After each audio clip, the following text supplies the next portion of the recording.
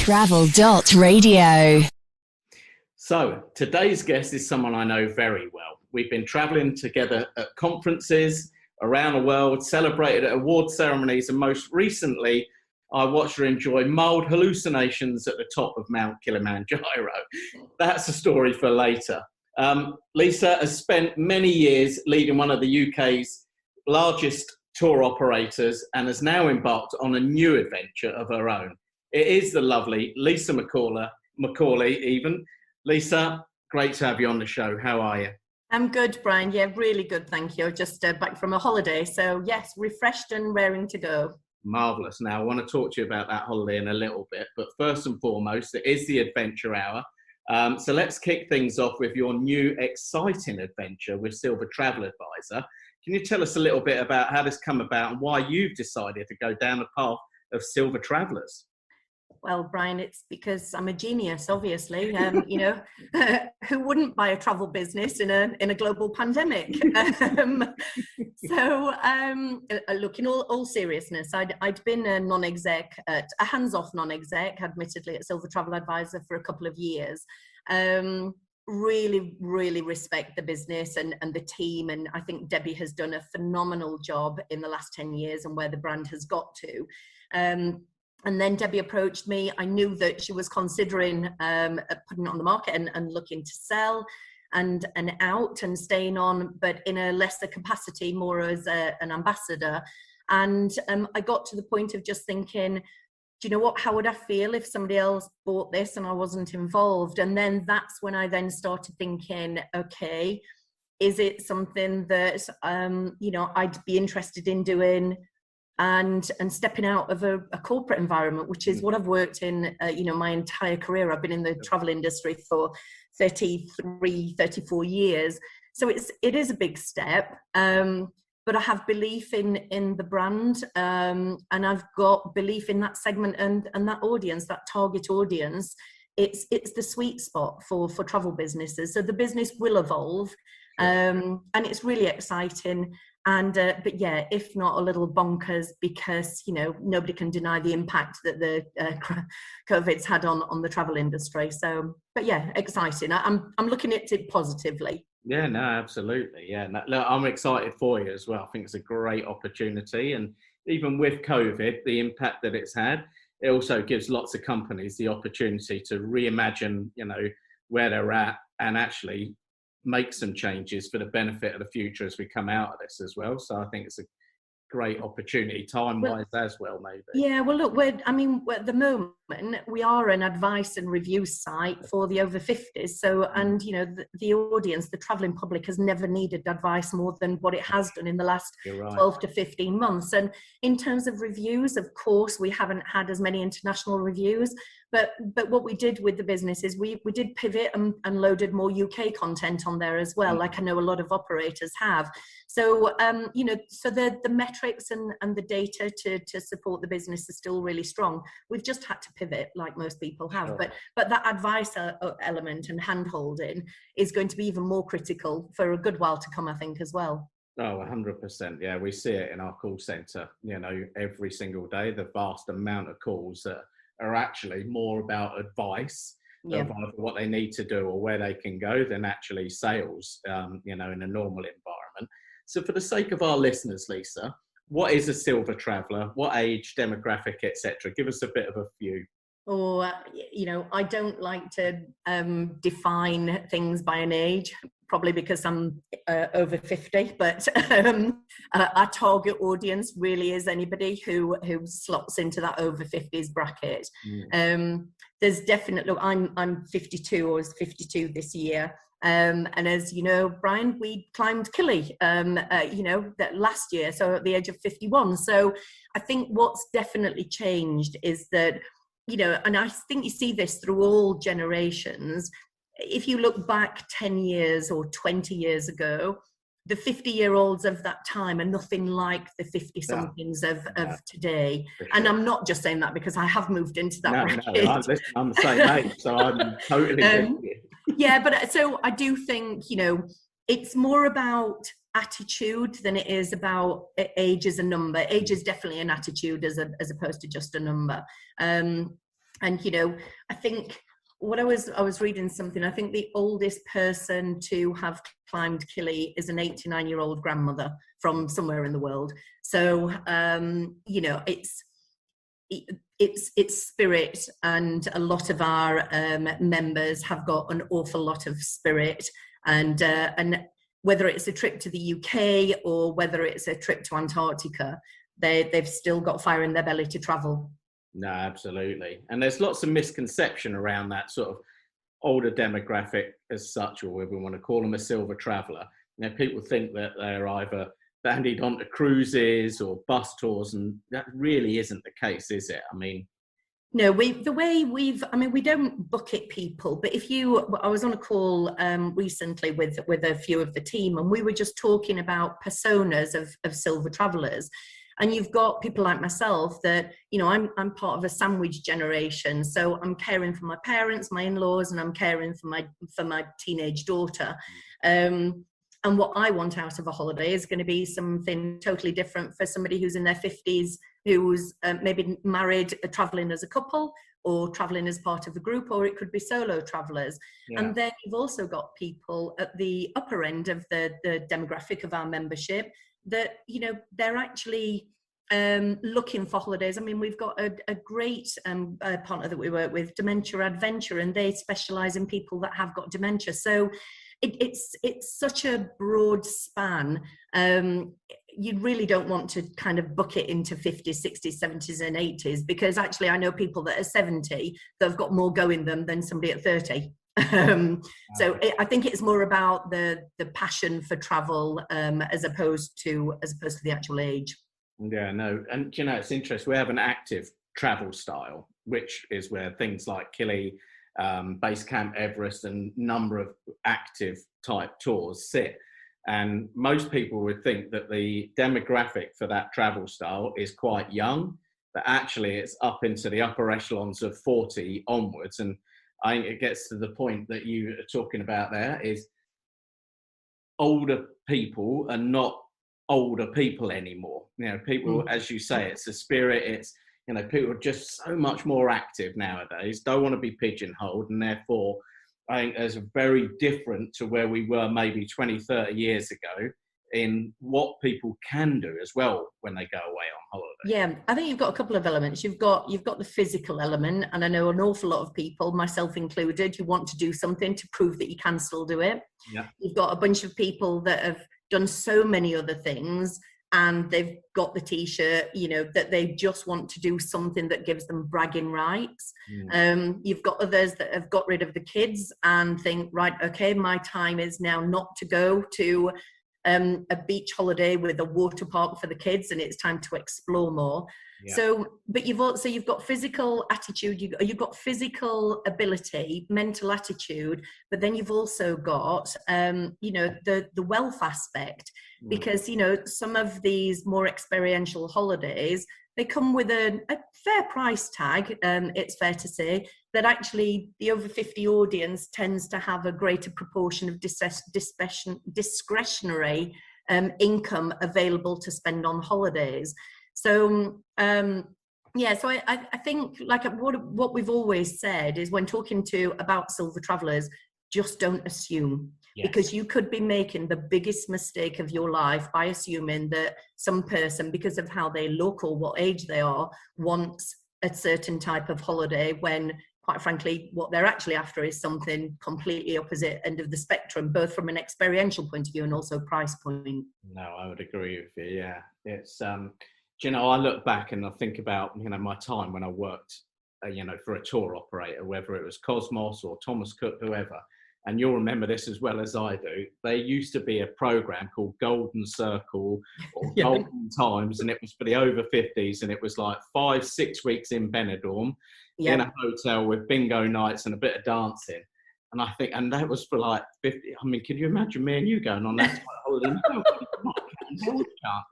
And my dad, you know, my parents, I think about them, they're 70 odd years old, and they wouldn't even put them into that sort of bracket.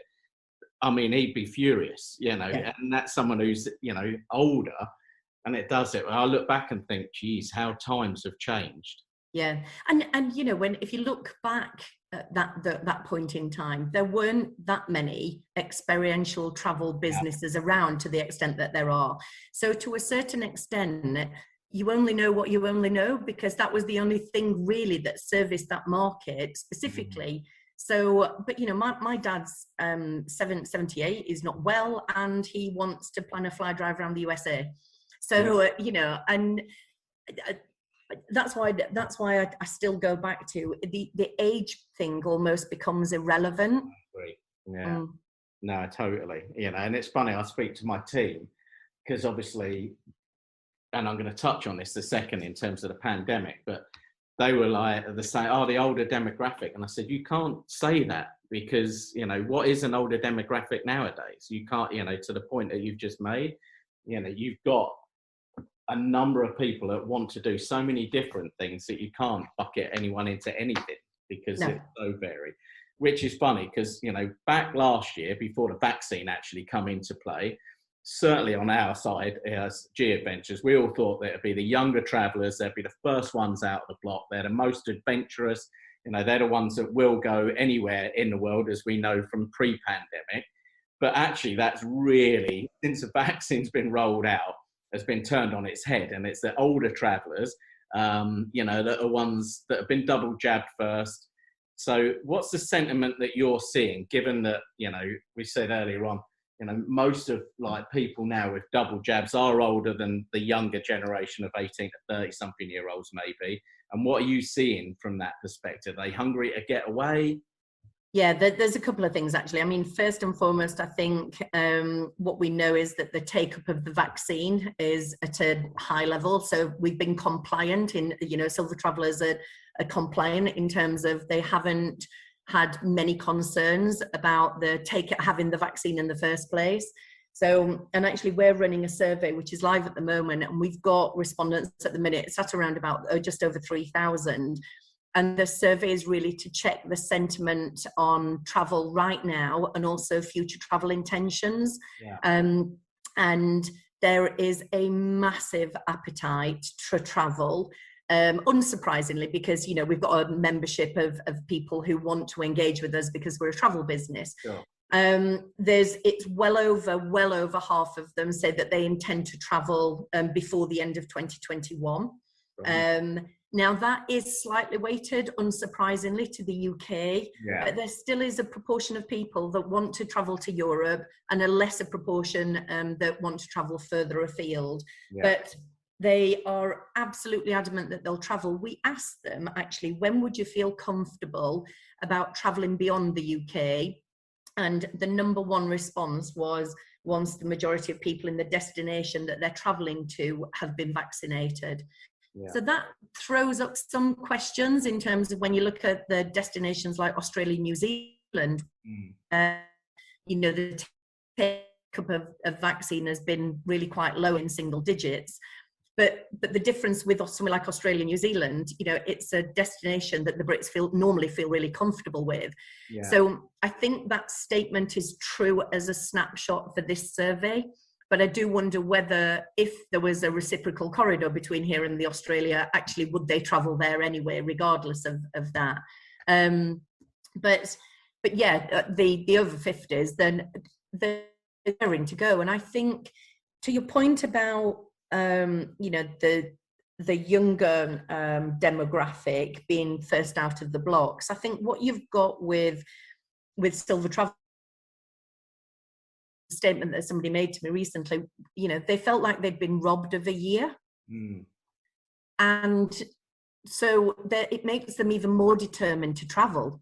You know, there's nothing more certain than the fact that you're not here forever. So, you know, you want to make the most of it whilst you are here. And I come back to the point where we also asked about, you know, financial their financial circumstances, and the majority have said that they are as comfortable, if not more comfortable, than they were at the start of the pandemic as well. So but they do have concerns, you know, it's like many do, Brian, and you know, the biggest one being fear of being stranded overseas, and the second one is likelihood of cancellations, and the third one is quarantine or isolation on return. But it's interesting that the quarantine or isolation on return came in at 3, came third.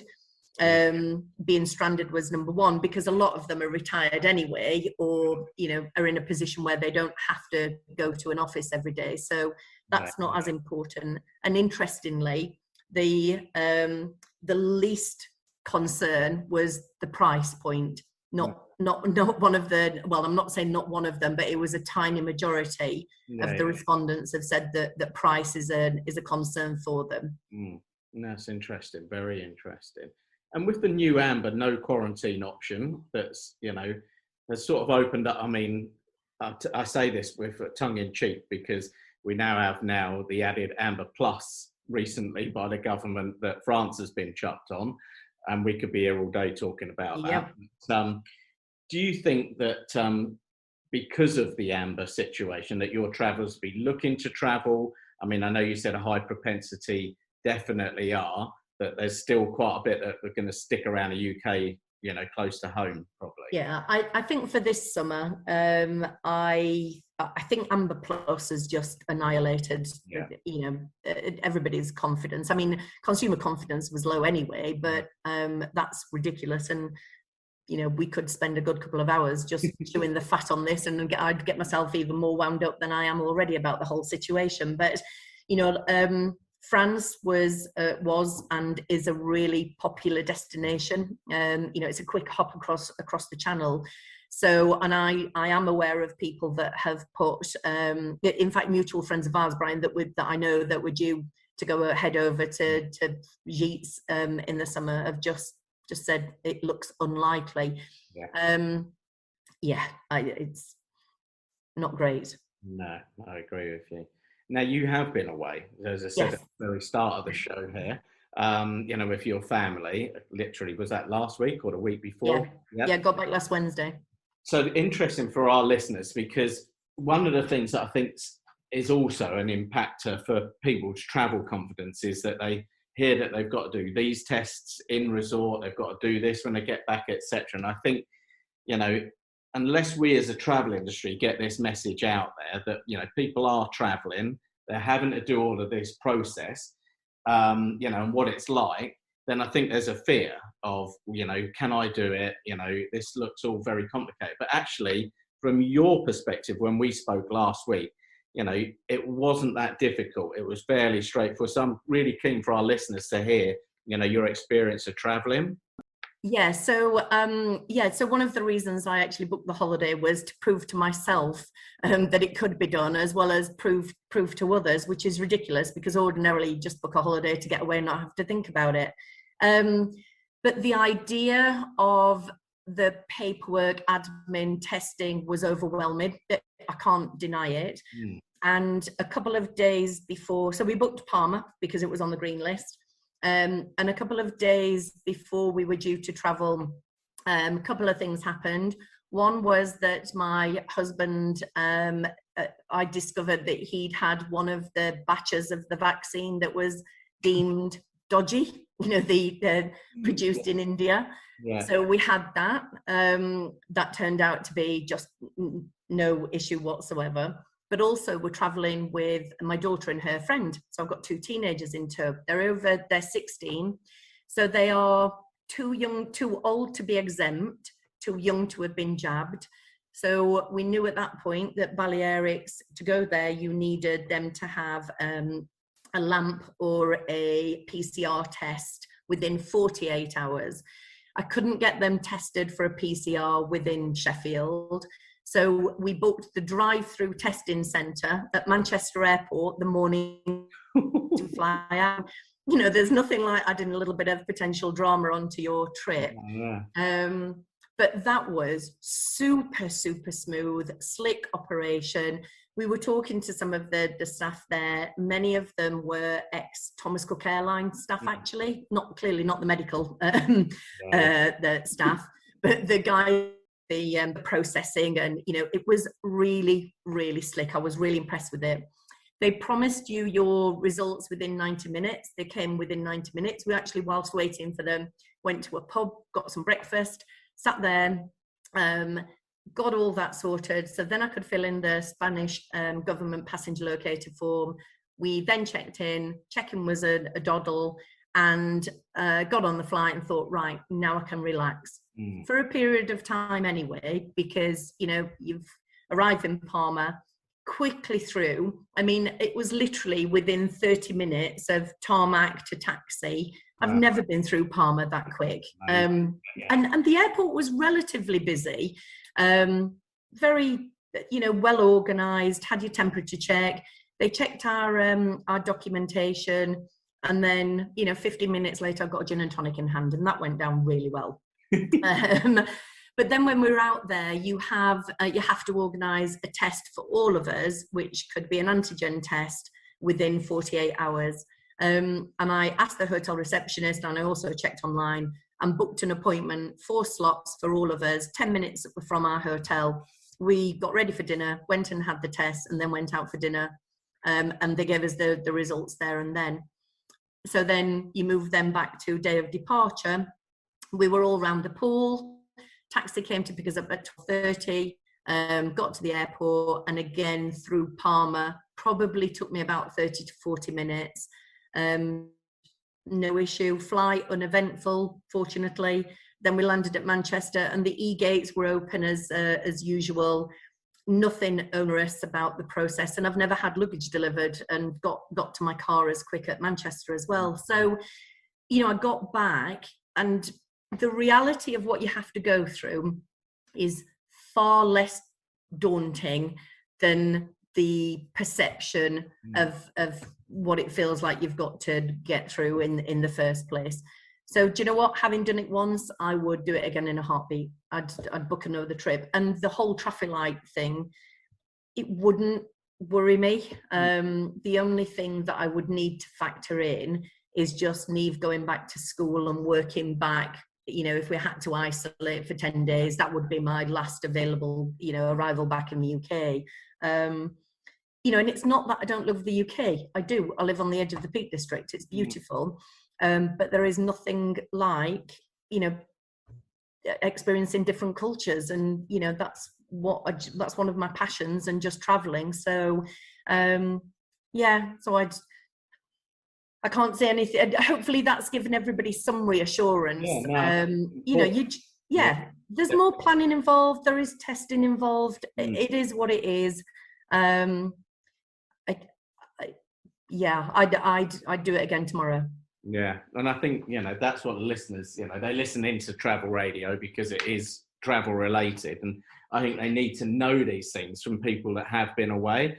And you're not the only person. You know, I've spoken to a number of people that have been away the last few weeks, and all having to do exactly the same, and all reporting, actually, you're right, it's the perception of, gosh, there's all these things that I've got to do, but actually the reality of it, as everybody has said, it's been actually quite smooth, and taken them, you know, probably taken them aback at how easy it was to do. So, you know, and we just need to propagate that sort of message out for those that want to go, you know, giving them the confidence that actually this isn't as difficult as everyone seems to think it may well be. And you know, and it's what is interesting, I did all of that off my mobile phone. I didn't print anything. So, you know, that was one of the things I just thought, there's realms of paperwork that I need to do here, and I'm out of printer ink, just to put a bit more pressure on myself. But so I did all of this with the aid of apps, and so, you know, it's doable. It's definitely doable. Oh, yeah. And you did make me very envious when I got hold of you to say, listen, can we get together to do an interview? And I said, you've just come off a boat and you're going out for drinks. And I'm thinking, oh, I don't want to speak to her now. She's made me so envious. So, with all of that, you are no stranger to adventure yourself, Lisa. You know, we both know this because we've had you at the top of Mount Kilimanjaro as Gadventures. We've been on the show, you know, gosh, many, many weeks back when we started the Gadventures show, talking about Kili. But do you think you'll be looking to increase, you know, now that you've got Silver Traveller, you know, adventure content for your customers? Absolutely. We know that there's a demand for it, and that has also come through in the current research that I'm doing as well. So, you know, there's a strong propensity in the current research I'm seeing for people to want to, they're not calling it bucket list. I don't particularly like that phrase, but it is that once in a lifetime adventure. So definitely upping the content in terms of adventure, experiential travel. And you know, that can take place in many shapes and forms, whether it's expedition cruising, whether it's touring, whether it's hiking, or whether it's rail journeys. And, you know, it's something that I've done, and I've undertaken, as you know, a number of trips, you know, Machu Picchu, Great Wall of China, Park, a trek of Annapurna Circuit in the Himalayas. So, and Brian, I'm ready to do the next one. So I've recovered from Kili mentally and physically. Mentally, it took me longer to recover than it did physically. But yeah, I'm up for the next one. Good, because we do have one coming up. Oh bloody hell. Get things all in order, but for sure. And we actually have a number of people that I think from the travel industry are very, you know, want to get involved. So that's a good thing. Well, Lisa, it's been a real pleasure, as always, anyway, with you. But thank you for coming on, you know, one, to give our listeners a bit more of an understanding about Silver Travel Advisor. I think it's important. And at the same time, about, you know, what the demographic are looking to do when traveling, and also importantly about your recent travels as well. So real pleasure. Thank you for joining us this Saturday afternoon. Thanks, Brian. Changing the world just by having the time of your life sounds too good to be true, doesn't it? But when you travel with Gadventures, that's exactly what you're doing. Our small group tours were built to directly benefit the people and places they visit. So on top of having an incredible, immersive, one-of-a-kind travel experience, you'll also be doing your parts to make the world a better place. Ask your travel agent or visit Gadventures.com to learn more about the power of your travel plans and to book your next life-changing experience.